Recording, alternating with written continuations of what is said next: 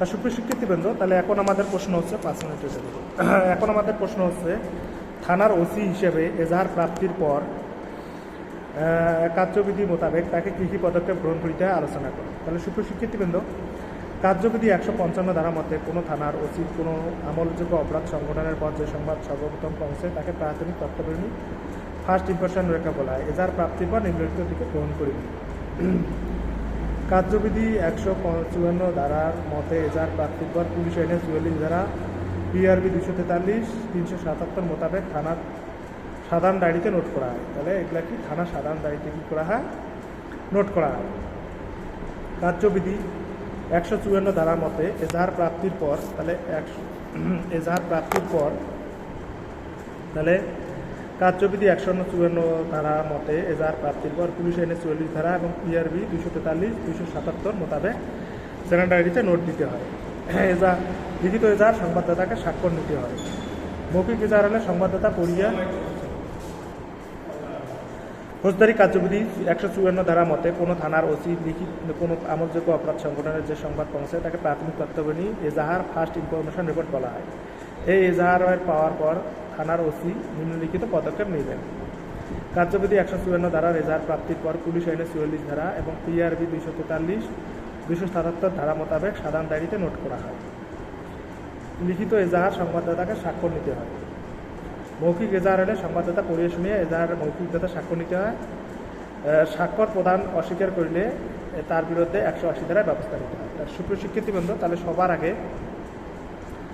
কার্যবিধি 54 ধারার মতে কোনো থানার ওসি কোনো আমলযোগ্য অপরাধ সংগঠনের যে সংবাদ সর্বপ্রথম পৌঁছে তাকে প্রাথমিক তথ্যপ্রেমী বা ফার্স্ট ইনফরমেশন রিপোর্ট বলা হয়। কার্যবিধি 154 ধারার মতে এজাহার প্রাপ্তির পর পুলিশ আইনের 44 ধারা মোতাবেক জেনারেল ডায়েরিতে নোট করতে হয়। লিখিত এজাহার সংবাদদাতাকে স্বাক্ষর নিতে হয়। মৌখিক এজাহার হলে সংবাদদাতাকে পড়িয়ে শুনিয়ে এজাহার হলে মৌখিক স্বাক্ষর নিতে হবে। স্বাক্ষর প্রদানে অস্বীকার করলে তার কার্যবিধি 154 ধারা মতো ব্যবস্থা নিতে হবে। PRB 27 পূরণ হলে আমলযোগ্য অপরাধ সংবাদ রুজু করতে হবে। তাহলে কার্যবিধি 156 ধারা তদন্ত কার্যক্রম হইলে অর্থাৎ কোনো অফিসার তদন্তের বা নিতে হবে, সরজমিনে তদন্ত করিতে হয়। কার্যবিধি 157 ধারায় যুক্তিসঙ্গত কারণে মামলা রুজুর পর তদন্ত কার্যক্রম অস্বীকার করিতে পারে। তাই কার্যবিধি 156 ধারা মতে তদন্ত গ্রহণ করে অর্থাৎ কোনো অফিসার তদন্তের ভার দিবে এবং সরজমিনে তদন্তের ব্যবস্থা করতে হবে। কার্যবিধি 157 ধারা কার্যবিধি 156 ধারা তদন্ত কার্যক্রম অর্থাৎ অফিসারকে দিতে হয়, তদন্ত কার্যক্রম করতে হয়। কার্যবিধি 157 ধারা যুক্তিসঙ্গত কারণে মামলা রুজুর পর তদন্ত কার্যক্রম অস্বীকার করিতে পারে। কার্যবিধি 160 ধারার বিধানে উল্লেখিত রুজুকৃত মামলা তদন্তকারী অফিসার মামলা তদন্তের সাথে সংশ্লিষ্ট ব্যক্তিকে লিখিতভাবে প্রদান করার সম্মুখে ডাকিয়ে আনিয়ে জবানবন্দি গ্রহণ করিতে পারে, তবে কাউকে হয়রানি করা যাবে না। তদন্তকালে অভিযুক্ত ব্যক্তিদের বিরুদ্ধে সাক্ষ্য প্রমাণ পাওয়া গেলে তদন্তকারী অফিসার আসামিকে গ্রেপ্তার করিয়া জিজ্ঞাসাবাদ করিবেন এবং ঘটনা সংক্রান্ত করে প্রেরণ করিবেন। কার্যবিধি 154 ধারা থানার ওসি বা তদন্তকারী অফিসারের নিকট গ্রেপ্তারকৃত আসামি তাহার অপরাধ স্বেচ্ছায় স্বীকার করিলে বিবৃতি দিলে ওসি সাহেব তদন্তকারী অফিসারের নিকট 154 ধারা মোতাবেক ম্যাজিস্ট্রেটকে লিখিত ব্যবস্থা গ্রহণ করিবে। কার্যবিধি 165, 166 বিধান মতে তল্লাশি চালাইয়া মামলা সংশ্লিষ্ট আলামত উদ্ধারের জন্য তল্লাশি করিবেন। তদন্ত কার্যক্রম অযথা নষ্ট করা যাইবে না। তদন্ত কার্যক্রম সঙ্গে প্রতিদিনের জন্য কেস ডায়েরিতে লিখিত হইবে। কার্যবিধি 172 দ্বারা PRB 273, 264, 63, 64, BP ফর্ম 43। তাহলে তদন্ত কার্যক্রমের সময় নষ্ট করা যাবে না। তদন্ত কার্যক্রম সম্পর্কে প্রতিবেদন কেস ডায়েরিতে লিখিতে হবে। তদন্তকালে মামলা উদ্ঘাটন করে কোনো তদন্তের প্রয়োজনে গ্রেপ্তারকৃত আসামিকে 167 ধারা বিধান মোতাবেক আদালত গ্রহণপূর্বক গভীরভাবে জিজ্ঞাসাবাদ করিবেন। সাক্ষ্য আইনের 32 ধারা এবং PRB 266 ধারা বিধান মোতাবেক আসন্ন মৃত্যুর সম্মুখীন কোনো ব্যক্তির মৃত্যুকালীন জবানবন্দি লিপিবদ্ধ করিতে হইবে। তদন্তকালে কোনো অভিযুক্ত আসামি বা চোরাই উদ্ধার মালামাল সঠিক শনাক্তকরণের মহড়া TI ফর্ম অনুযায়ী ব্যবস্থা নিতে হবে। তদন্তকালে জব্দকৃত বস্তুসাক্ষ্য সম্পর্কে CIDর বিশেষজ্ঞ এবং রাসায়নিক পরীক্ষার মতামত মহলা তদন্তের রিপোর্ট কপি সংগ্রহ করিতে হইবে। কার্যবিধি 509 এবং 510 ধারা সাক্ষ্য হিসেবে গ্রহণযোগ্য। মামলার সংশ্লিষ্ট সকল সাক্ষ্য প্রমাণ আলামত বিশেষজ্ঞের মতবাদ, পারিপার্শ্বিক অবস্থাগত সাক্ষ্য,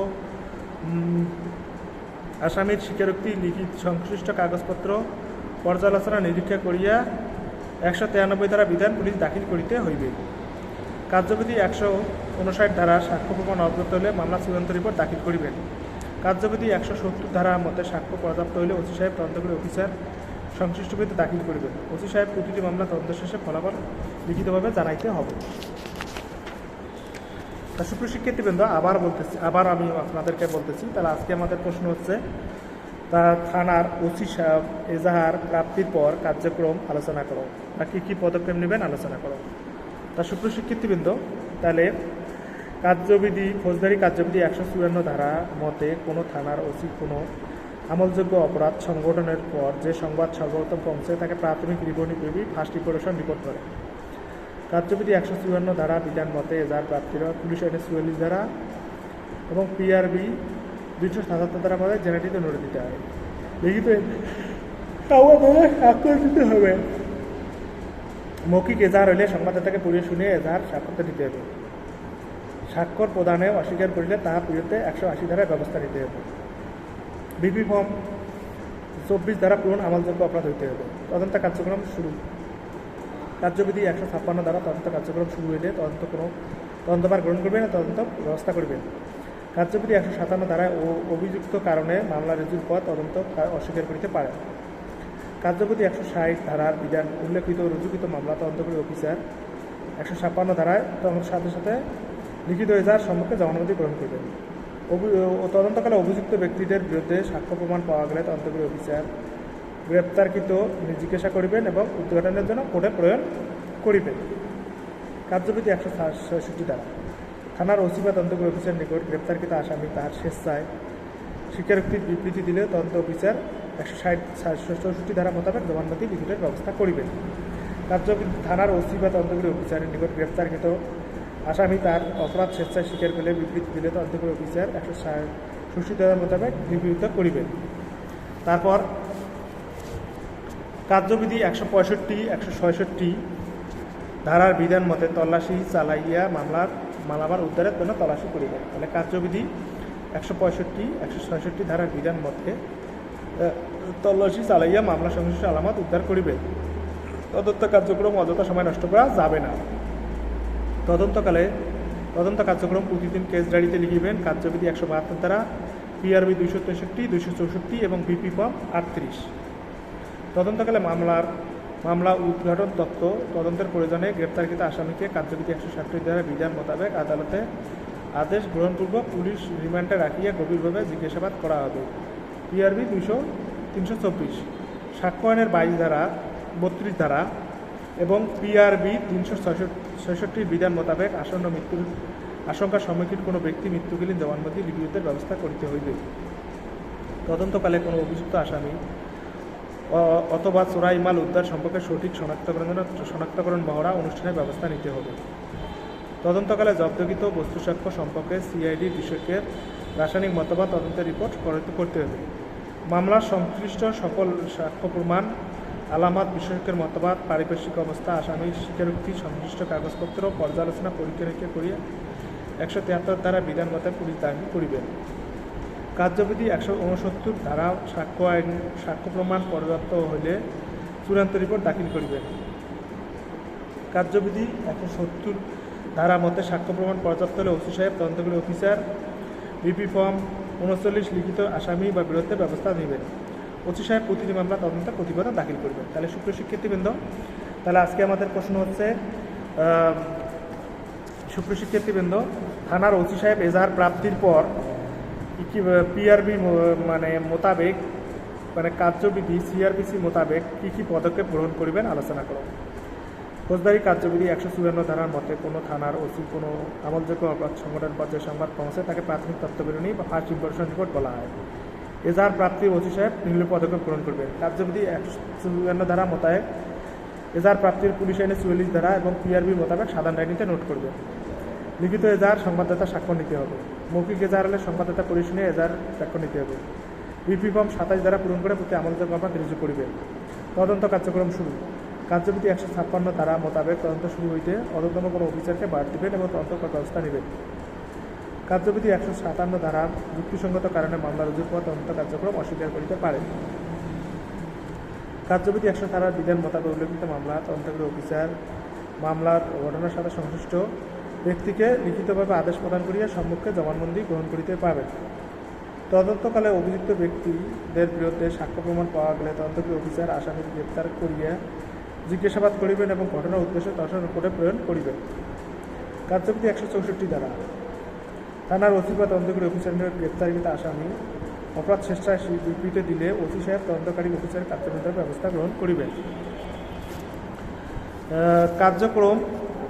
কার্যবিধি 165, 166 ধারার বিধান মতে তল্লাশি মামলা সংশ্লিষ্ট উদ্ধার করিবেন। তদন্ত কার্যক্রম সম্পর্কে প্রতিবেদন লিখিত করিবেন। কার্যবিধি 72 ধারা PRB 263, 64 এবং 38 ধারা তদন্তকালে মামলা উদ্ঘাটন প্রয়োজনে গ্রেপ্তারকৃত আসামিকে 167 ধারা বিধান মোতাবেক আদালত লিখিত গভীরভাবে প্রেরণ করিবেন। তদন্তকালে কোনো অভিযুক্ত আসামি বা চোরাই মাল সঠিক শনাক্তকরণের জন্য TI মামলা অনুষ্ঠানের ব্যবস্থা নেবেন। তদন্তকালে জব্দকৃত বস্তু সাক্ষ্য সম্পর্কে CID বিশেষজ্ঞ এবং রাসায়নিক পরীক্ষার মতবাদ তদন্ত রিপোর্ট সংগ্রহ করিবেন। মামলা সংশ্লিষ্ট সকল সাক্ষ্য প্রমাণ আলামত সংশ্লিষ্ট মতবাদ পারিপার্শ্বিক অবস্থা দাখিল করিবেন। কার্যবিধি 169 ধারা সাক্ষ্য প্রমাণ পর্যাপ্ত হলে চূড়ান্ত রিপোর্ট দাখিল করিবেন। কার্যবিধি 160 ধারা 74 ধারা পর্যাপ্ত হলে ওসি সাহেব তদন্তকারী অফিসার সহযোগী ব্যবস্থা নেবেন। ওসি সাহেব প্রতিটি মামলা তদন্ত শেষে সংবাদদাতাকে পাঠ করিবেন। তার সুপ্রিয় শিক্ষার্থীবৃন্দ, তাহলে এইভাবেই হচ্ছে তদন্ত কার্যক্রম। এখন আমাদের প্রশ্ন হচ্ছে, কোনো পুলিশ অফিসার লিখিতভাবে কোনো সাক্ষীকে হাজির করার জন্য নোটিশ দিতে পারলে কী অবস্থায় পারে, সাক্ষীর নোটিশ পাইলে কী ব্যবস্থা পালন করা। তার সুপ্রিয় শিক্ষার্থীবৃন্দ,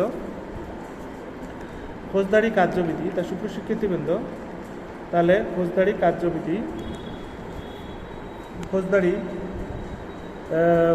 ফৌজদারি কার্যবিধি কোনো মামলা তদন্ত অফিসার মামলার ওসিকে লিখিত ক্ষমতা দিয়েছে। তদন্তকারী অফিসার যদি বুঝতে পারেন, জানিতে পারেন যে কোনো ব্যক্তি মামলা সম্পর্কে অবগত আছেন, তখন তিনি কার্যবিধি 160 ধারা বিধান মোতাবেক লিখিত আদেশ দ্বারা নিজ নিজ থানা বা পার্শ্ববর্তী থানায় এরূপ কোনো ব্যক্তি তাহার নিকট হাজির হওয়ার জন্য নির্দেশ দিতে পারেন। কোনো মামলা অনুসন্ধান তদন্তকালে একজন তদন্তকারী অফিসার সাক্ষ্য প্রমাণ তথা সংগ্রহ করার জন্য মামলা সংশ্লিষ্ট জব্দ দাখিলকে হবে। কাজটি তদন্ত তথা জনস্বার্থে করিতে হয়। কার্যবিধি 94 ধারা থানার ওসি এই ধারা অনুসারে তাহার তদন্তকালে কোনো দলিল বা কোনো জিনিস হাজির হওয়ার জন্য সংশ্লিষ্ট লিখিতভাবে দিতে পারে। ব্যান্ড এভিডেন্স 1861 এর বিধান মোতাবেক কোনো কাগজপত্র হাজির করার নির্দেশ দেওয়া যাইবে না। কার্যবিধি 153 ধারায় অভিযুক্ত কোনো স্থান তল্লাশি সাক্ষীর নির্দেশ দিতে হবে। কার্যবিধি 175 ধারা এই ধারা অনুসারে পুলিশ অফিসার যখন কোনো অপমৃত্যু মামলা তদন্ত করেন তখন সঠিক কারণ নির্ধারণ করে ব্যবস্থা নেবেন। অভিযুক্ত ক্ষেত্রে সংশ্লিষ্ট সাক্ষী পুলিশ অফিসারের লিখিত পাইলে যথাস্থানে হাজির না হইলে যুক্তিসংখ্যা দেখাক্ষর না হলে তবে দণ্ডবিধি 170 ধারা দণ্ডিত হইবে। উল্লেখযোগ্য যে কার্যবিধি 160 এবং 174 ধারায় সাক্ষী হাজির হইয়া প্রশ্ন দিতে অস্বীকার করিলে বিবৃতি অস্বীকার করলে 100 ধারা মিথ্যা সাক্ষ্যের দণ্ডনীয় হবে। তার সুপ্রিয় শিক্ষার্থীবৃন্দ, তাহলে আজকে আমাদের প্রশ্ন হচ্ছে, কোনো পুলিশ অফিসার লিখিতভাবে কোনো সাক্ষীকে হাজির হওয়ার জন্য নোটিশ দিতে পারলে কোন অবস্থায়, সাক্ষী নোটিশ পাইয়া হাজির হইবে কি? ফৌজদারি কার্যবিধি কোনো মামলা তদন্ত অফিসার মামলা ধার ওসিকে ক্ষমতা দিয়েছে। তদন্তকারী অফিসার যদি বুঝতে পারে, জানিতে পারে যে কোনো ব্যক্তি মামলার ঘটনা সম্পর্কে জ্ঞাত আছেন, তখন তিনি কার্যবিধি 160 ধারা বিধান মোতাবেক লিখিত আদেশ দ্বারা নিজ নিজ মামলা পার্শ্ববর্তী থানায় ব্যক্তিকে তাহার নিকট হাজির হওয়ার জন্য নির্দেশ দিতে পারেন। কোনো মামলা অনুসন্ধান তদন্ত কার্যক্রম একজন তদন্তকারী অফিসার সাক্ষ্য প্রমাণ তথা সংগ্রহের জন্য মামলা সংশ্লিষ্ট জব্দ করে স্থানীয় লোককে ডাকতে হবে। তদন্ত কার্যক্রমটি জনস্বার্থে করিতে হয়।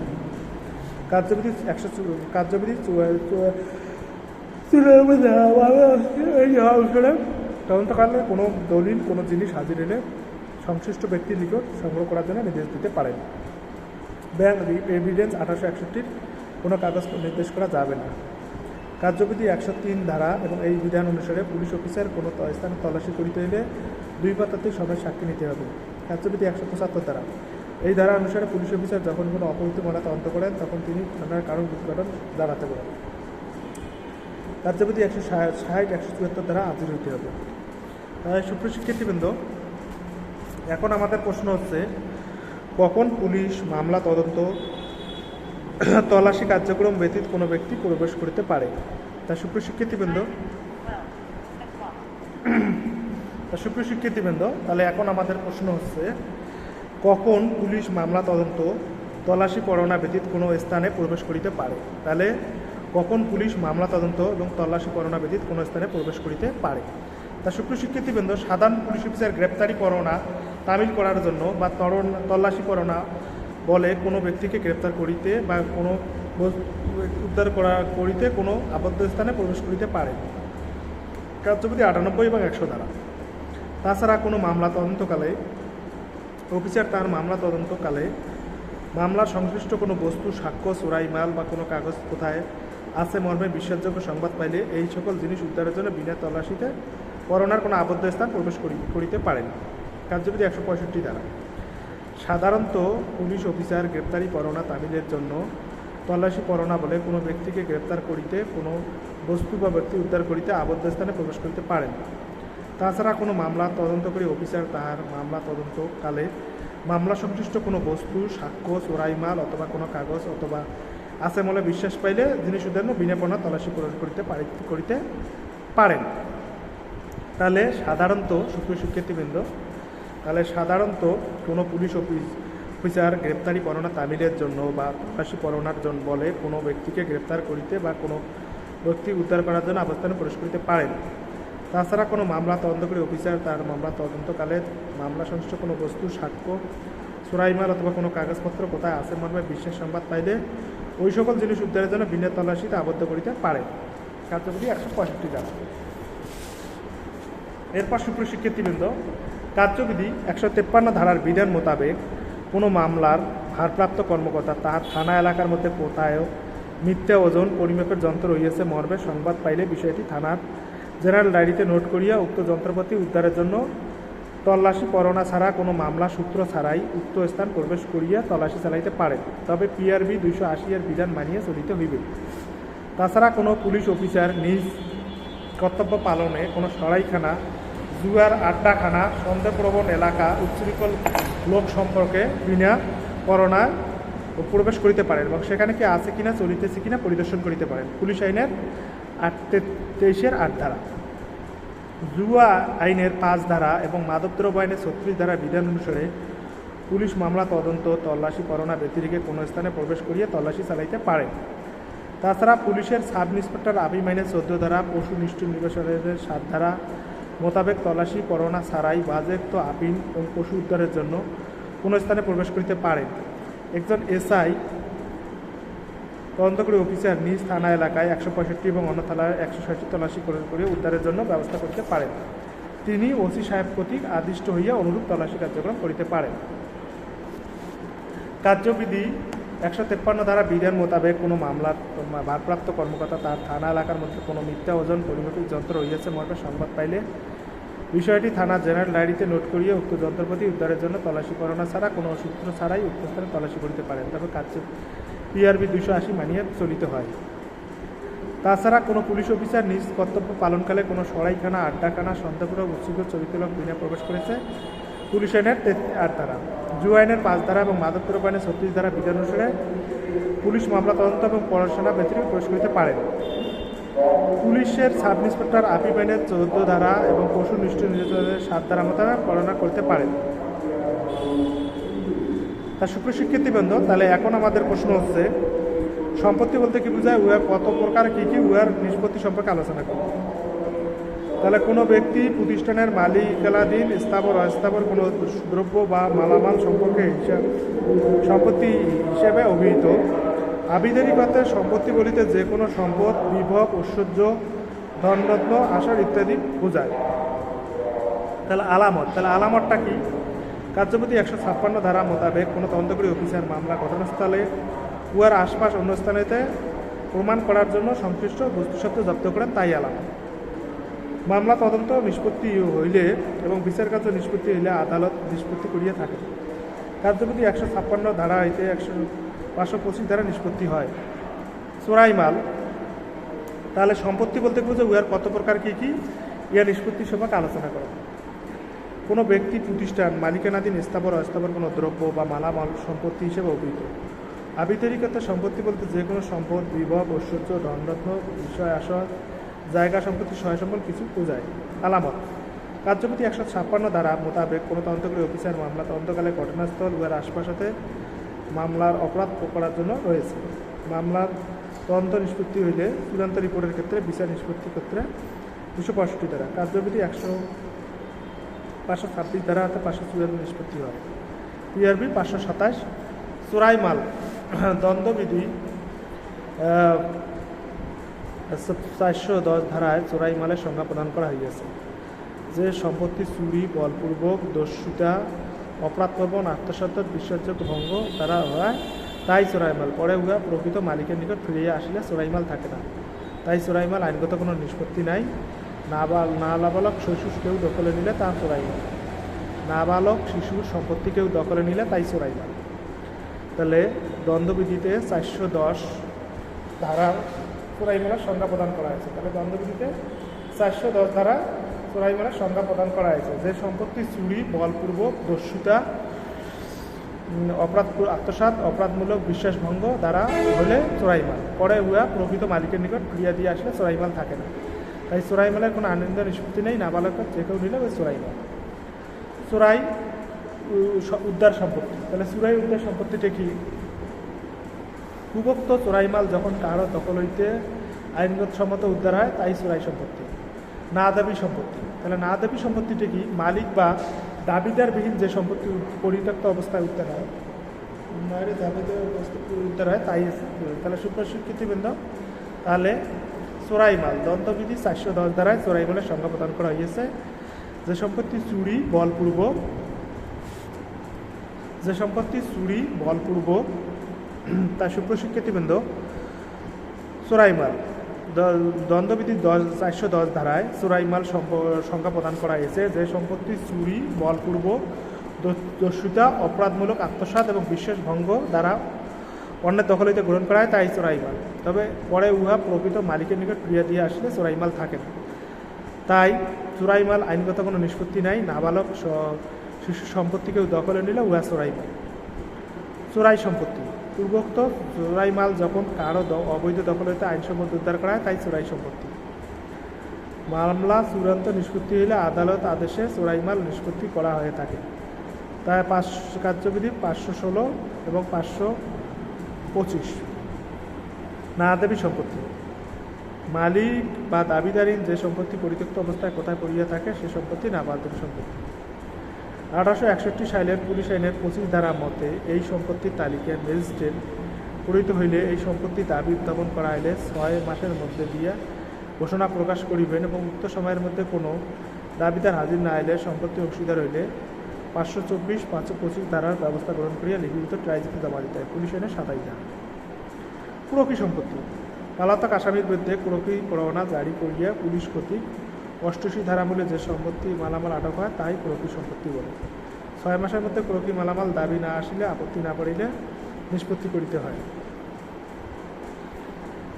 কার্যবিধি 88(7) উপধারা মোতাবেক কুরকি সম্পত্তি বা সরকারের হেফাজতভুক্ত হইলে যদি কুরকি সরকার তারিখ হইতে 2 মাসের মধ্যে হাজির হয়, সে পালাতক ছিল, সে যদি বুঝাতে সক্ষম হয় যে সে পালাতক ছিল না, গ্রেপ্তার তামিল পড়ানো হওয়ার এরাতে আত্মগোপন করে নাই, নির্ধারিত সময়ের মধ্যে হাজার জন্য নোটিশ পায়নি, তবে কুরকি সম্পত্তি খরাজদি পত্তনপূর্বক কুরকি সম্পত্তি উদ্ধার লব্ধ আসামিকে ফিরিয়ে দিবে।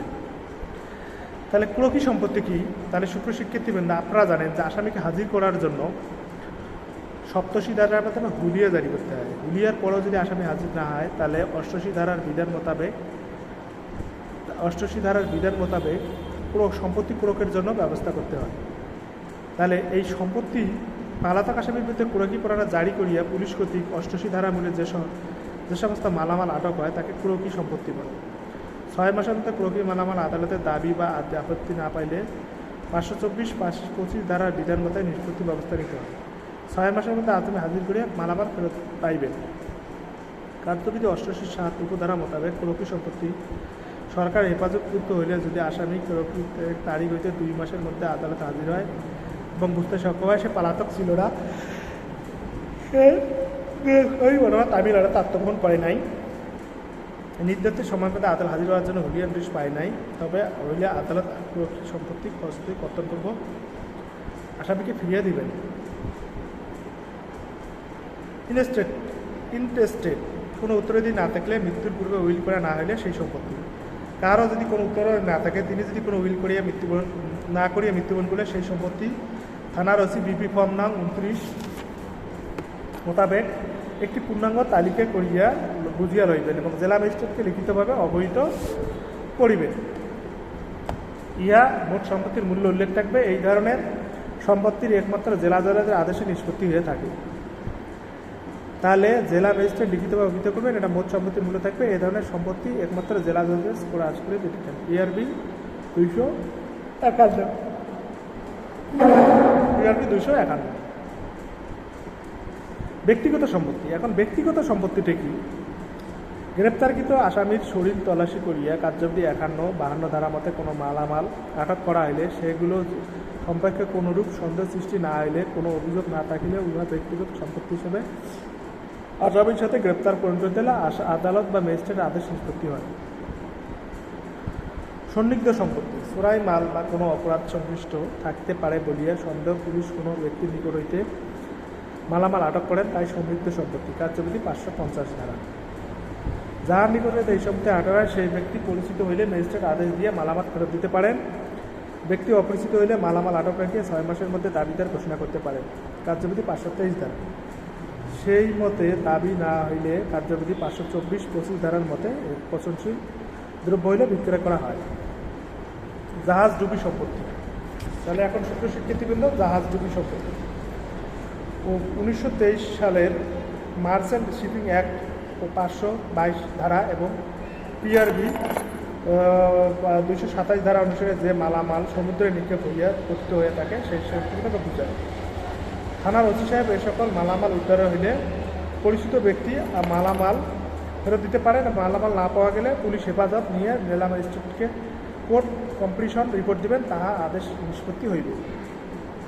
গুপ্তধন। 1878 সালের গুপ্তধন আইনের 3 ধারা মতে কোনো মূল্যের জিনিস যাহা মাটির নিচে লুকায়িত সংযুক্ত থাকে সেই আইন অনুসারে মালিক বা যিনি গুপ্তধন সন্ধান পাইয়াছেন তিনি বিষয়টি জেলা ম্যাজিস্ট্রেটকে জানাইবেন। আইন অনুসারে ইয়া গুপ্তধন ফেরত পাইবেন। অন্যদিকে PRB 280 ধারা মোতাবেক বিষয়টি ওসি সাহেব পুলিশ সুপারের মধ্যে জেলা ম্যাজিস্ট্রেটকে জানালে সম্পত্তি নিষ্পত্তি হয়। তাছাড়া আরও এক ধরনের সম্পত্তি রয়েছে, প্রত্যান্তিক সম্পত্তি, পুরাকৃতিক সম্পত্তি বলা যায়, যা আটক বা উদ্ধার ওসি বিষয়টি অবশ্যই পুলিশ সুপারের মধ্যে জেলা ম্যাজিস্ট্রেটকে জানাইতে হইবে।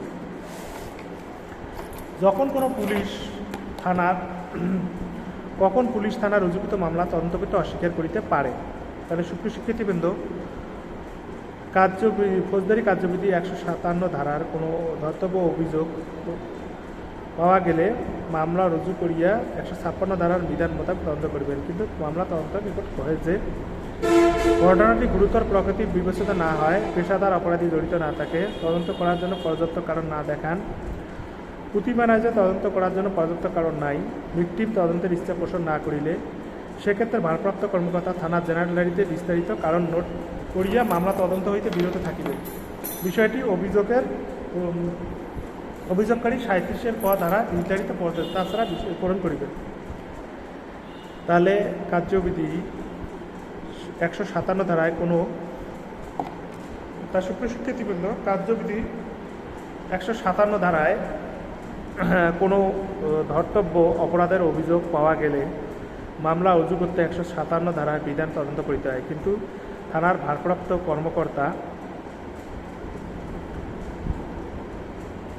যদি দেখেন যে ঘটনার গুরুতর বলে বিবেচনা না হয়, পেশাদার অপরাধী জড়িত না থাকলে, তদন্ত করার জন্য পর্যাপ্ত কারণ না দেখেন, প্রতিমান হবে তদন্ত করার পর্যাপ্ত কারণ নাই, ভিকটিম তদন্তের ইচ্ছা প্রকাশ না করিলে সেক্ষেত্রে ভারপ্রাপ্ত থানা জেনারেলিতে বিস্তারিত কারণ নোট করিয়া তদন্ত কাজ থেকে বিরত থাকিবেন। বিশিষ্ট অভিযোগকারী 37-এর ক ফর্মে নির্ধারিত তারিখ পদ্ধতি জানাবেন। তাছাড়া তিনি এজাহার আদালতে প্রদান করিয়া বিষয়টি অবহিত করিবেন।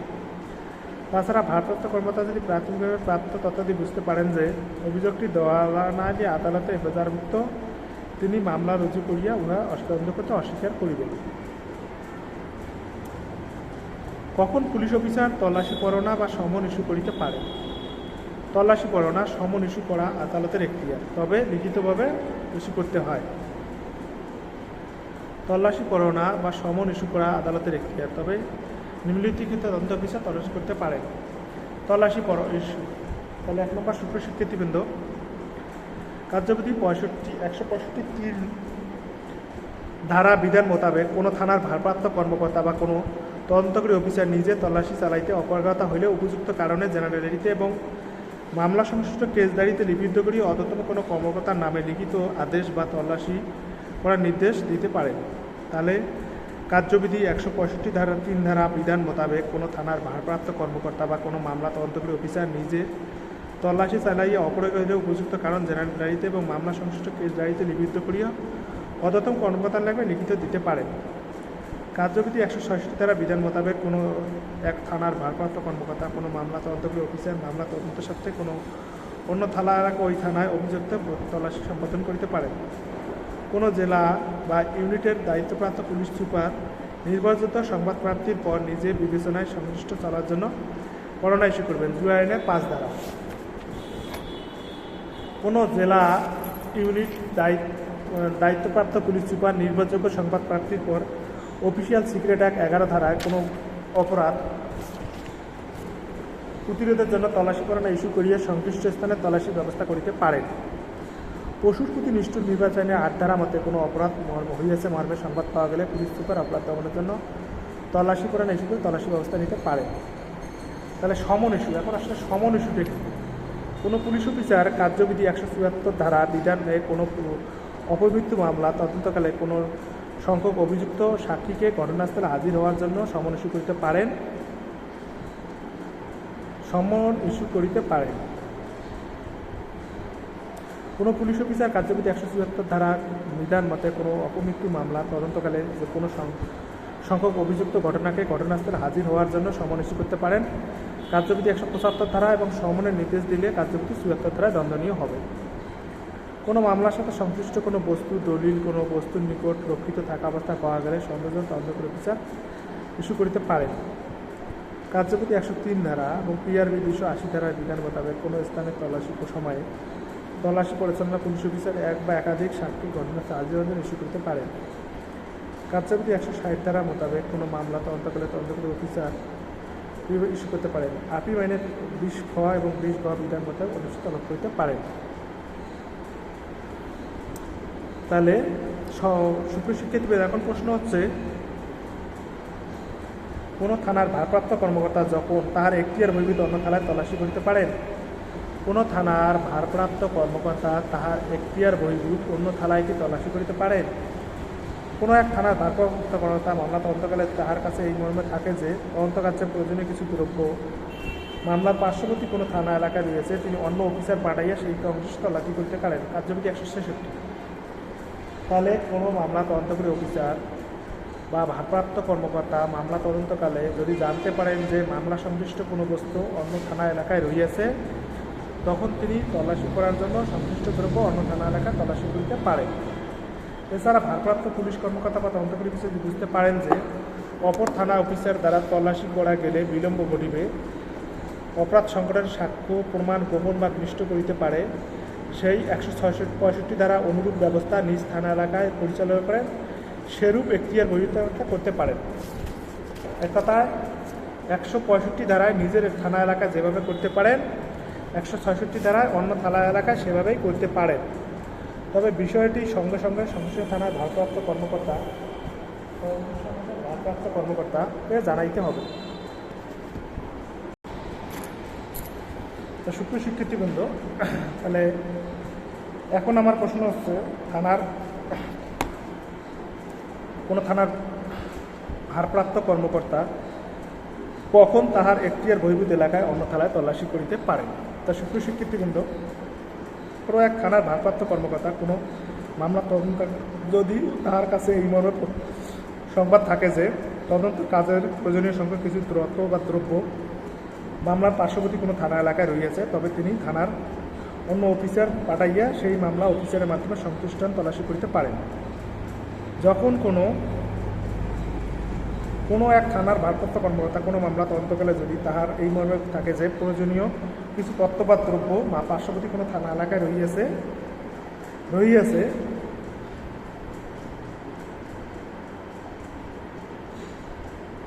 কোনো এক থানার ভারপ্রাপ্ত কর্মকর্তা কোনো মামলা তদন্তকালে যদি তাহার এই মর্মে থাকে যে তদন্তে প্রয়োজনীয় কিছু দ্রব্য মামলার পার্শ্ববর্তী কোনো থানা এলাকায় রহিয়াছে, তখন তিনি নিজে তল্লাশি করতে পারেন বা অন্য তারা অফিসার দ্বারা তল্লাশি করতে পারেন বা PRB 300/166।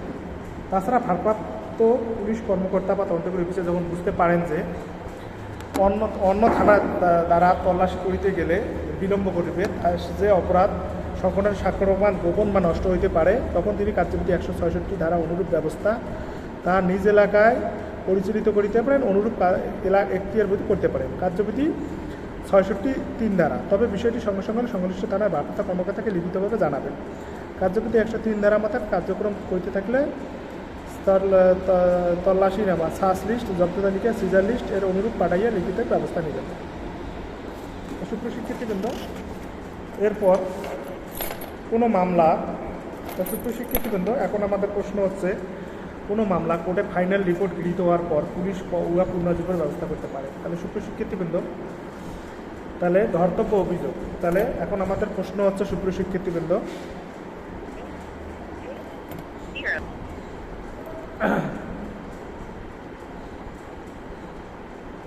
সুপ্রিয় শিক্ষার্থীবৃন্দ, এখন কোনো মামলা কোর্টে ফাইনাল রিপোর্ট গৃহীত হওয়ার পর পুলিশ উহা কখন পুনর্জীবিত করার ব্যবস্থা লইতে পারেন।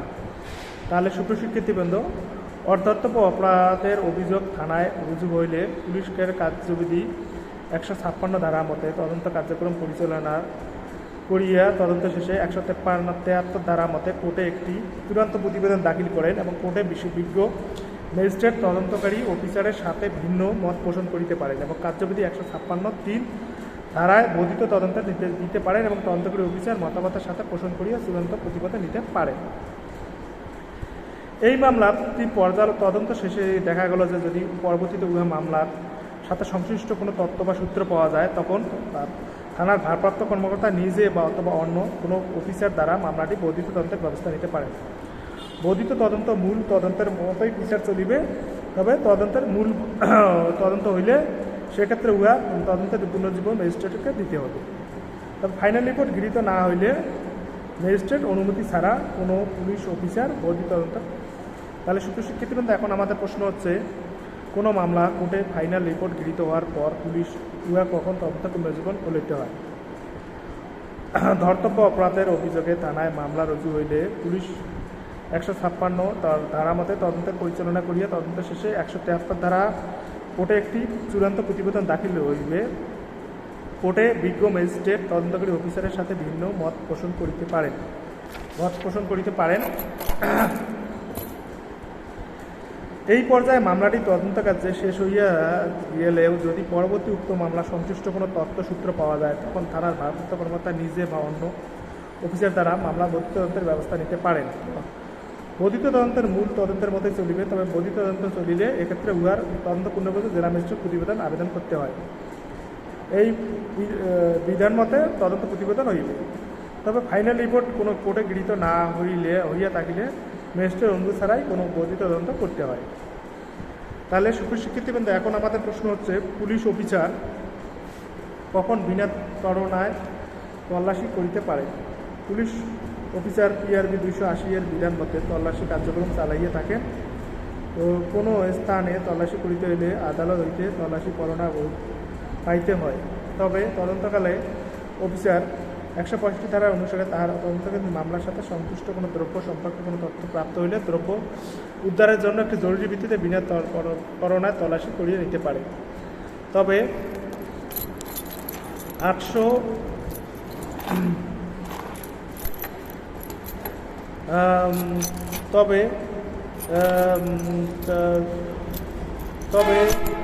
1861 সালের ব্যাংকস বুক এভিডেন্সের সংজ্ঞা অনুসারে ব্যাংকার হেফাজতে থাকা অ্যাকাউন্ট সংযুক্ত তথ্যাদি ব্যাংকে জায়রা জজের অনুমতি ছাড়া তল্লাশি করা যাইবে না।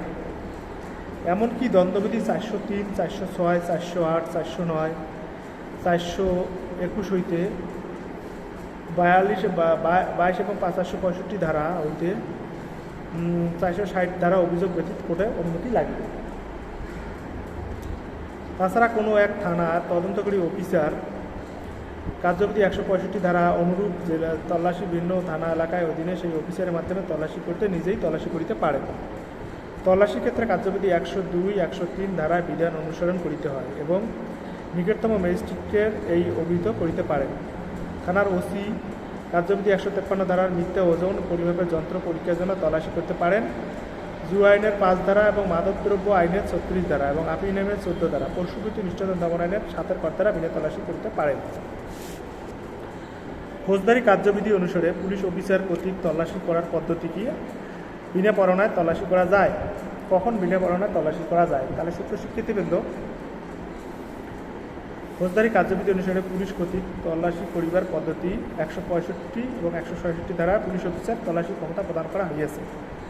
কার্যবিধি 165 ধারা 65 ধারা, এই ধারা অনুসারে থানার ভারপ্রাপ্ত কর্মকর্তা বা তদন্তকারী অফিসার তার তদন্তকালে মামলা সংশ্লিষ্ট কোনো দ্রব্য সামগ্রীর জন্য নিজ থানা এলাকায় যে কোনো স্থানে বিনা পরোয়ানায় তল্লাশি কার্যক্রম পরিচালনা করতে পারেন। কেননা উক্ত দ্রব্য সামগ্রী উদ্ধারে যদি বিলম্ব ঘটে তবে হয়তো তাহা না হইতেও পারে, ইহা সমীচীন নহে। ফৌজদারি কার্যবিধি 166 ধারা, থানার ভারপ্রাপ্ত কর্মকর্তা বা তদন্তকারী অফিসার নিজ নিজ মামলা তদন্তকালে কার্যবিধি 165 ধারা অনুরূপ নিজ থানায় ন্যায় পার্শ্ববর্তী থানা এলাকায় তদন্ত করিতে পারেন। পুলিশ অফিসার অনুরোধে যদি কোনো আবদ্ধ স্থানের মালিক বা তত্ত্বাবধায়ক অনুমতি না দেয় তবে সেই ক্ষেত্রে প্রয়োজনীয় বলপ্রয়োগ ঢুকিয়ে তল্লাশি করতে হয়। কার্যবিধি 48 ধারা, কাহারও শরীরে সংশ্লিষ্ট দ্রব্য লুকিয়েই থাকিলে কার্যবিধি 51-52 দ্বারা বিধান তল্লাশি করা যায়। 2 বা ততোধিক সম্মানিত ব্যক্তিকে তল্লাশি উপস্থিত থাকার জন্য সাক্ষী লিখিতভাবে ডাক দিতে হয়। উল্লিখিত সাক্ষীদের উপস্থিতিতে তল্লাশি করিতে হইবে। ইঙ্গিত দ্রব্য পাওয়া গেলে তথ্য তালিকা স্বাক্ষর লইতে হইবে। পুলিশের তল্লাশি দলে যারা থাকিবে তারা প্রত্যেকেই সাক্ষীদের দ্বারা তল্লাশি শুরু করিবার পূর্বে সহিত তল্লাশি করিতে হয়। তল্লাশি স্থানে মালিক বা প্রতিনিধি উপস্থিত রাখিবে এবং তথ্য তালিকার স্বাক্ষর নিতে হইবে। লিখিত আদেশ দ্বারা ডাকা আইলে উক্ত সাক্ষী না আসে তবে 87 ধারায় 187 ধারা দণ্ডনীয়, স্বাক্ষর না করলে 180 ধারায় দণ্ডনীয়। সাক্ষী বা অভিযুক্ত তল্লাশিকৃত স্থানের মালিক বা প্রতিনিধি চাইলে জব্দ তালিকার কপি দিতে হবে। ঘরে সন্দেহজনক জায়গা তন্ন করিয়া করতে হবে। তাছাড়া কার্যবিধি 153 ধারা নকল বাটখারা অর্থাৎ ওজন পরিমাণ সামগ্রী নিতে হবে। তা সুপ্রশিক্ষিতবৃন্দ, তাহলে এখন আমাদের প্রশ্ন হচ্ছে পুলিশ রিপোর্ট কি? আমলযোগ্য অপরাধ তদন্তের ব্যাপারে পুলিশ অফিসারের কর্তব্য, দায়িত্ব, অপরাধ এবং অধিকার সম্পর্কে আলোচনা করো।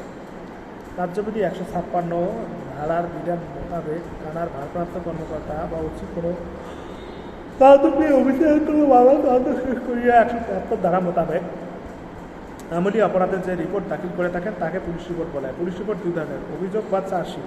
তদন্তকারী অফিসার তার তদন্ত শেষে যদি অভিযুক্ত বা সন্দিগ্ধ ব্যক্তির বিরুদ্ধে সংশ্লিষ্ট মামলা কার্যক্রম 170 ধারা মোতাবেক পর্যাপ্ত সাক্ষ্য প্রমাণ প্রাপ্ত হয় তবে তিনি আসামির বিরুদ্ধে আইনের প্রযোজ্য ধারায় অভিযোগপত্র দাখিল করেন। উহাতে মামলা যাবতীয় তথ্য থাকে, এমনকি আসামির পূর্ব ইতিহাস, দ্বন্দ্ব ইত্যাদি উল্লেখ করা হয়। চূড়ান্ত রিপোর্ট বা ফাইনাল রিপোর্ট: তদন্তকারী অফিসার যখন দেখেন যে তদন্ত শেষে অভিযুক্ত সমৃদ্ধ ব্যক্তির বিরুদ্ধে অভিযোগপত্র দাখিল করা মতো পর্যাপ্ত প্রমাণ পাওয়া যায় নাই এবং নিকট ভবিষ্যতে পাওয়ার সম্ভাবনা নেই, তিনি সেক্ষেত্রে আদালত চূড়ান্ত রিপোর্ট দাখিল করিতে পারেন।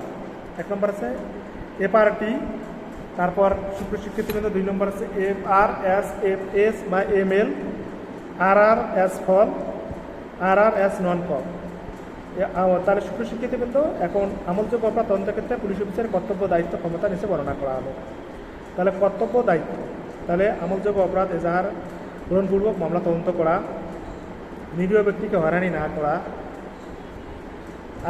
অপরাধী চিহ্নিত করে আইনে সীমাবদ্ধ করা, ঘটনাস্থলে ম্যাপ তৈরি করে ঘটনা সঠিক করতে ব্যবস্থা করা, সাক্ষীদের নিকটে তদন্ত সহায়ক সংগ্রহ করা, কেননা তদন্ত করা দায়িত্ব পুলিশের।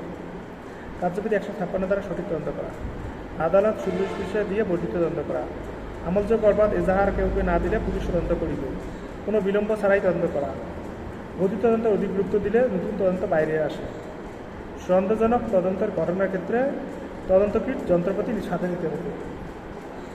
প্রয়োজনীয় ক্ষেত্রে বস্তুসাক্ষ্য সংগ্রহকে বিশেষজ্ঞের মতামত দেওয়া, ঘটনার উদ্দেশ্য পরিদর্শন ও বস্তুসাক্ষ্য সংগ্রহ করা, সকল প্রকার তদন্ত ব্যবস্থা নির্দেশ করা। আমলযোগ্য অপরাধ তদন্ত না করিলে ওসি খুঁজে করা। ওসি তার অধিক ক্ষেত্রে তদন্তের ব্যবস্থা গ্রহণ করতে পারে। তদন্তকালে সাক্ষ্য না আসতে পারলে সাক্ষীর বাড়ি গিয়ে সাক্ষ্য গ্রহণ করা। তাহলে তদন্তকারী অফিসারের দায়িত্ব এবং কর্তব্য কী কী আসলে দায়িত্ব এবং কী কী আসলে কর্তব্য। তাহলে সুপ্রিয় শিক্ষার্থীবৃন্দ,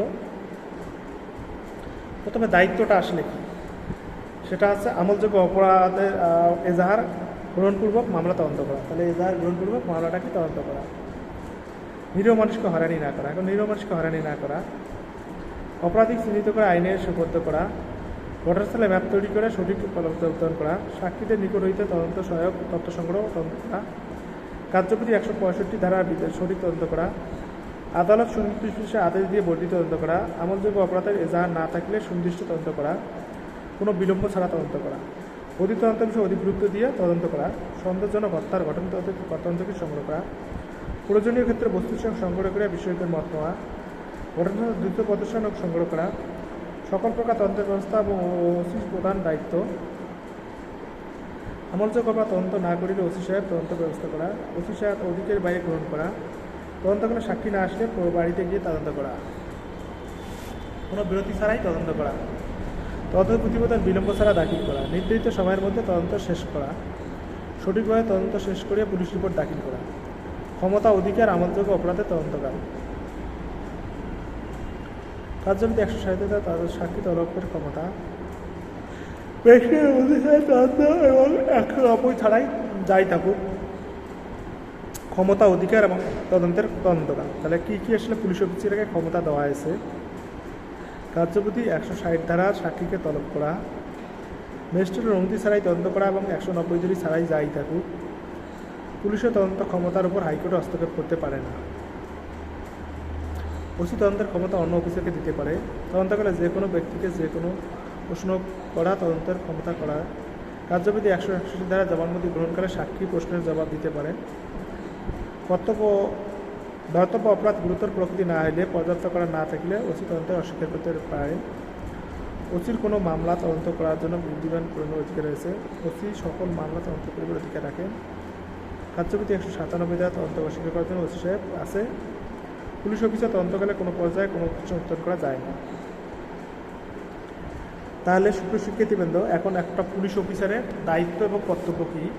আমলযোগ্য অপরাধ এজাহার গ্রহণপূর্বক তদন্ত করা, নিরীহ মানুষকে হয়রানি না করা, অপরাধী চিহ্নিত করা, আইনে সুবদ্ধ করা, ঘটনাস্থল ম্যাপ তৈরি করা, সাক্ষীদের নিকট হইতে তদন্ত সহায়ক করা, কার্যবিধি 160 সঠিক করে তদন্ত করা, আদালত সুনির্দিষ্ট বিষয়ে আদেশ দেওয়া, আমলযোগ্য অপরাধ এজাহার না করা, কোনো বিলম্ব ছাড়াই তদন্ত করা, বর্ধিত তদন্তে অধিক গুরুত্ব দিয়ে করা, সন্দেহজনক হত্যার মামলা তদন্তকৃত সংগ্রহ করা, প্রয়োজনীয় ক্ষেত্রে কিছু সাক্ষ্য সংগ্রহ, ঘটনাস্থল দ্রুত পরিদর্শন ও বস্তু সাক্ষ্য সংগ্রহ করা।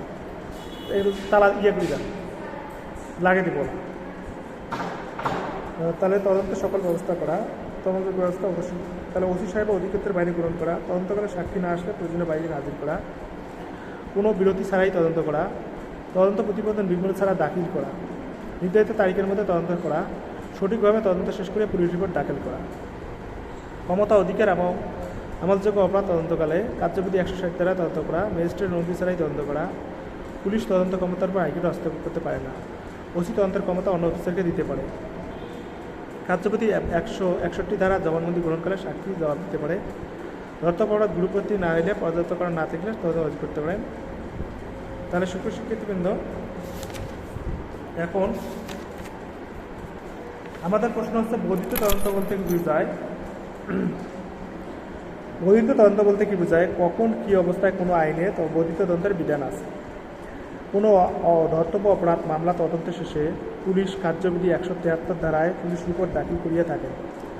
কোনো ধর্তব্য মামলার অপরাধ তদন্ত শেষে পুলিশ কার্যবিধি 173 ধারায় পুলিশ রিপোর্ট দাখিল করিয়া থাকেন। এই পুলিশ রিপোর্ট দুই ধরনের: অভিযোগপত্র, ফাইনাল রিপোর্ট বা চূড়ান্ত রিপোর্ট। তাহলে টিআরবি 272, 275 কার্যবিধি 177 ধারার অপরাধীর বিরুদ্ধে পর্যাপ্ত সাক্ষ্য পাওয়া গেলে কার্য বিচার আমলে 173 ধারার বিধান সংশ্লিষ্ট বিরুদ্ধে চার্জশিট দাখিল করেন। অন্যদিকে তদন্ত শেষে কার্যবিধি 159 ধারা বিধান মোতাবেক অভিযুক্ত বিরুদ্ধে প্রমাণ পাওয়া না গেলে কার্যবিধি 173 ধারা চূড়ান্ত রিপোর্ট দাখিল করে থাকেন। পুলিশ কর্তৃক দাখিলকৃত অভিযুক্ত পুলিশ রিপিট প্রাপ্ত হইয়া আমলি অপরাধ ম্যাজিস্ট্রেট কার্যবিধি 190 ধারা বিধান মোতাবেক অভিযোগ দাখিলকৃত আমলে গ্রহণ করেন এবং মামলা সংশ্লিষ্ট সকল কাগজপত্র পর্যালোচনার যৌক্তিক কারণে মামলাটিতে কিছু সুনির্দিষ্ট বিষয়ে বর্ধিত তদন্তের আদেশ দিতে পারেন। তাছাড়া কার্যবিধি 158 ধারা যে সকল মামলা তদন্তকারী অফিসার অধ্যতন অফিসারের মাধ্যমে পুলিশ উদ্যোগে দাখিল করেন সেক্ষেত্রে অধ্যতন ম্যাজিস্ট্রেটকে আদেশে তদন্ত কার্যক্রম ব্যবস্থা দিতে হয়। তা সুপ্রিয় শিক্ষার্থীবৃন্দ, কোনো অপরাধ তদন্ত শেষে সুপ্রিয় শিক্ষার্থীবৃন্দ, এখন আমাদের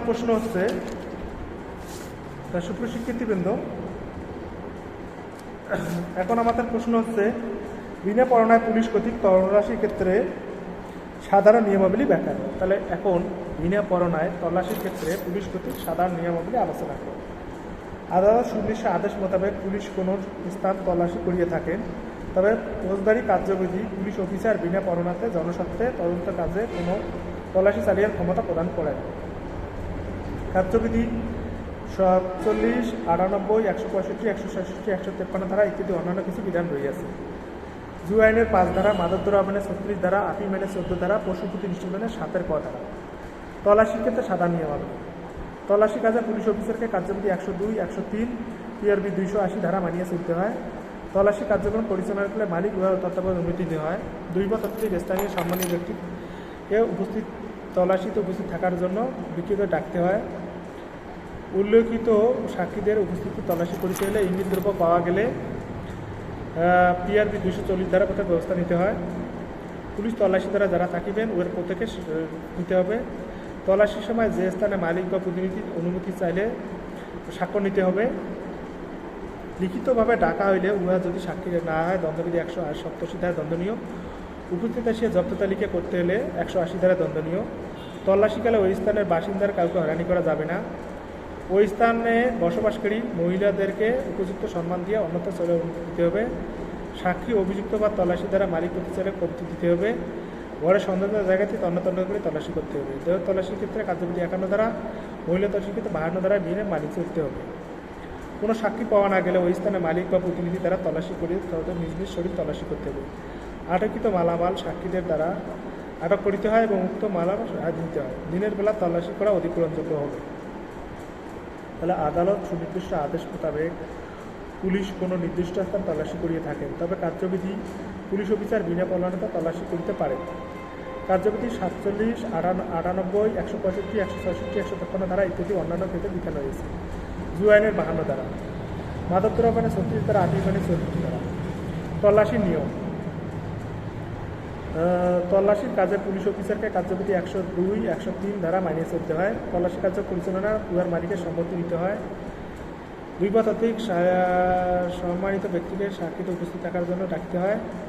উপস্থিত সাক্ষীদের উপস্থিতিতে তল্লাশি করিতে হয়। ইঙ্গিত দ্রব্য পাওয়া গেলে বিপি 100 জব্দ নিতে হয়। পুলিশ তল্লাশি দ্বারা যারা থাকেন প্রত্যেকে সাক্ষী নিতে হয়। তল্লাশির সময় মালিক প্রতিনিধি হলে দপ্তর দিতে হয়। তল্লাশির সময় ওই স্থানে মালিক বা প্রতিনিধি অনুমতি নিতে হয়। লিখিত আদেশ দ্বারা ডাকা হলে সাক্ষী 1 সপ্তাহ। তল্লাশি স্থানে বাসিন্দার কাউকে হয়রানি করা যাবে না। ওই স্থানে বসবাসকারী মহিলাদের সম্মান দেখাইয়া অন্যত্র সরে যেতে অনুমতি দিতে হবে। সাক্ষী বা অভিযুক্ত স্থানের মালিক উপস্থিতি জব্দকে দিতে হবে। বড় সন্ধানের তল্লাশি করতে হবে। তল্লাশি ক্ষেত্রে 51 ধারা এবং 52 ধারা মেতে হবে। কোনো ক্ষেত্রে সাক্ষী পাওয়া না গেলে ব্যবস্থা নিতে হবে। আরও ক্ষেত্রে জানামান সঙ্গে নিতে হবে। দিনের বেলা তল্লাশি করা অধিক গ্রহণযোগ্য। তবে সুপ্রিয় শিক্ষার্থীবৃন্দ,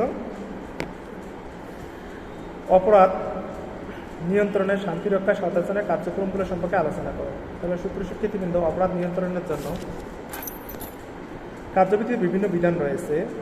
পুলিশ অফিসার সেই বিধান মোতাবেক দাখিলপূর্বক অপরাধ নিয়ন্ত্রণে নিবারণের কার্যক্রম গ্রহণ করিতে থাকে, তা উল্লেখ করা হলো। কার্যবিধি 106 ধারা বিধান মোতাবেক কোনো দণ্ডিত ব্যক্তি দণ্ডিত হলে দণ্ডবিধির নিকট শান্তি রক্ষা করতে হয়।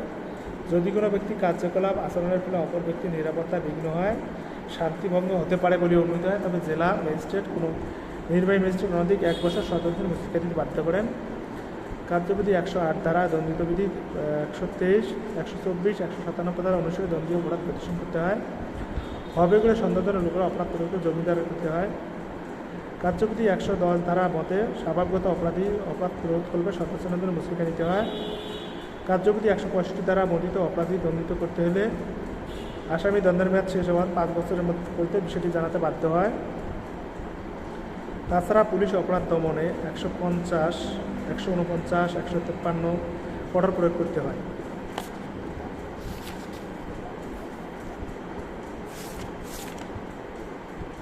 সুপ্রিয় শিক্ষার্থীবৃন্দ, তাহলে এখন আমাদের প্রশ্ন হচ্ছে কার্যবিধিতে 154 প্রয়োগ এবং অপপ্রয়োগ সম্পর্কে আলোচনা করো। তাহলে সুপ্রিয় শিক্ষার্থীবৃন্দ, কার্যবিধিতে 154 এবং 155 অপপ্রয়োগ সম্পর্কে আলোচনা করো। ফৌজদারি কার্যবিধির 54 ধারার প্রয়োগ অপপ্রয়োগ সম্পর্কে আলোচনা করো।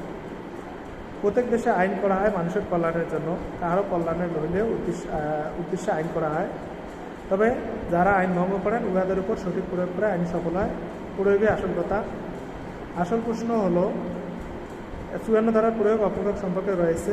আইনের সঠিক সম্মতভাবে মানিয়ে চলতে হয়। অন্যদিকে আইনের কিছু ফাঁক কাটাইয়া জনস্বার্থে উৎসাহী হইয়া করাটাই হচ্ছে অপপ্রয়োগ। প্রত্যেক দেশে আইন করা হয় মানুষের কল্যাণের জন্য, যাহাকে অকল্যাণ হইবে উদ্দেশ্য হয় না। যা আইন ভঙ্গ হয় যাহার উপর সঠিক প্রয়োগ করা হয় সেটাই হচ্ছে আইনের প্রয়োগ। কিন্তু অতি উৎসাহী হইয়া আইনের পাশ পাড়িয়ে যাওয়া হচ্ছে আইনের অপপ্রয়োগ। আলোচ্য প্রশ্নে 154 ধারায় প্রয়োগ অপপ্রয়োগ সম্পর্কে উল্লেখ করা হয়েছে। আইনের পাশ কাটিয়ে যাওয়া এবং অতি উৎসাহী কাজ করা হয়েছে আইনের অপপ্রয়োগ। তাহলে প্রয়োগ এবং অপপ্রয়োগ সম্পর্কে আলোচনা করা হলো। কোনো ব্যক্তি আমলযোগ্য অপরাধের সহিত জড়িত আছে বলে যুক্তিসহ সন্দেহ থাকলে গ্রেপ্তার করতে পারে। যুক্তিসহ সন্দেহের মাপকাঠি সীমা নাই, এখানে অপপ্রয়োগের সুযোগ রয়েছে। কোনো ব্যক্তির নিকট সঙ্গত অজুহাত ছাড়া ঘর ভাঙা সামঞ্জস্য থাকলে আইনসঙ্গত অজুহাত দ্বারা কোনো ব্যক্তি বিশ্বাস করলে ঘোষিত অপরাধটিকে গ্রেপ্তারের বিষয়টি আইন দ্বারা প্রমাণিত হয় বিষয়ে দুর্নীতির সুযোগ নাই। চোরাই মাল বলিয়া আইনসঙ্গত সঙ্গের ক্ষেত্রে অপরাধের সুযোগ আছে। পুলিশের কাছে বাধা হেফাজতে পলায়নকালের ক্ষেত্রে অপরাধের সুযোগ রয়েছে। প্রতিরক্ষা বাইরে পলায়নের অপরাধের সুযোগ কম। দেশের বাইরে অপরাধের সাথে জড়িত সন্দেহ অপরাধের আশঙ্কা রয়েছে। কার্যবিধি 165 ধারা লঙ্ঘনের ক্ষেত্রে অপরাধের সম্ভাবনা কম। অন্য থানায় অনুরোধের প্রেক্ষিতে গ্রেপ্তারের অপরাধের সম্ভাবনা নাই। বিনা পারণায় কাউকে গ্রেপ্তারের ক্ষেত্রে অধিক সতর্ক থাকিতে হয়, কেননা গ্রেপ্তারকৃত ব্যক্তি যদি নিরপরাধ হয় এবং সজ্জন হয় তবে পুলিশ ভাবমূর্তির সম্মুখীন হয়। বেশিরভাগ ক্ষেত্রে এ ধরনের ব্যক্তিতে গ্রেপ্তার রয়েছে। শিক্ষার্থীবৃন্দ, কার্যবিধি 54 প্রয়োগ অপপ্রয়োগ সম্পর্কে আলোচনা করে। প্রত্যেক দেশে আইন করা হয় মানুষের কল্যাণের জন্য, কারো কল্যাণের উদ্দেশ্যে এই আইন, তবে ইহা আইন ভঙ্গ করা হলে অপরাধ হয়। 54 ধারা প্রয়োগ অপপ্রয়োগ সম্পর্কে আলোচনা করা হলো। কোনো ব্যক্তি আমলযোগ্য অপরাধী যুক্ত সঙ্গ হইলে কোনো ব্যক্তির নিকট সঙ্গত অজুহাত ছাড়া ঘর ভাঙা সামর্থ্য থাকলে গ্রেপ্তার ব্যক্তিকে গ্রেপ্তার বিষয়ে আইন দ্বারা প্রমাণিত হইল। চোরাই বলিয়া যুক্তিসঙ্গত হইল। পুলিশের কাজে বাধা প্রদান করিল। প্রতিরক্ষা হইতে পলায়ন করিল। 165 ধারার বিধানে অপরাধের সম্ভাবনা রয়েছে। তাহলে কার্যবিধিতে 54 প্রয়োগ এবং অপপ্রয়োগ। প্রত্যেক দেশে আইন করা হয় মানুষের কল্যাণের জন্য, কারো কল্যাণের উদ্দেশ্যেই কারো অকল্যাণের উদ্দেশ্যে আইন করা হয় না। যাহা আইন ভঙ্গ করা হয় যাহার উপর সঠিক প্রয়োগ করা হয় এটাই আসল কথা। আলোচ্য প্রশ্নে 54 ধারার প্রয়োগ অপপ্রয়োগ সম্পর্কে রয়েছে। আইনের বিধান সঠিক প্রয়োগ মানিয়ে চলিতেই আইনের প্রয়োগ, পাশ কাটিয়ে যাওয়া হয়েছে আইনের অপপ্রয়োগ। 54 ধারার প্রয়োগ এবং অপপ্রয়োগ সম্পর্কে আলোচনা করল। কোনো ব্যক্তি আমলযোগ্য অপরাধের সহিত জড়িত আছে যুক্তিসঙ্গত সঙ্গত থাকলে পুলিশ তাকে গ্রেপ্তার করতে পারে না। এই যুক্তিসঙ্গত সন্দেহের মাপকাঠি সীমা নেই, এখানে অপপ্রয়োগের সুযোগ রয়েছে।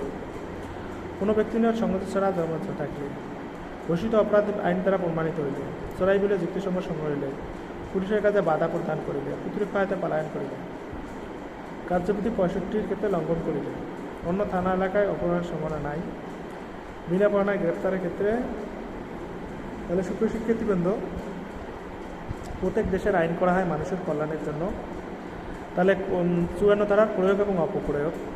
কোনো ব্যক্তি আমলযোগ্য অপরাধের সাথে জড়িত হলে যুক্তিসঙ্গত সঙ্গ থাকলে কোনো ব্যক্তির নিকট অজুহাত ছাড়াই ঘরবাদ সামনে থাকলে ঘোষিত অপরাধটি বিষয়ে জানিয়ে আইন দ্বারা প্রমাণিত হইলে চোরাই বলিয়া যুক্তিসঙ্গত হইলে পুলিশের কাজে বাধা দান করি হইলে প্রতিরক্ষা হইতে পলায়ন করিলে কার্যবিধি 165 ধারা অপরাধের সম্ভাবনা নাই।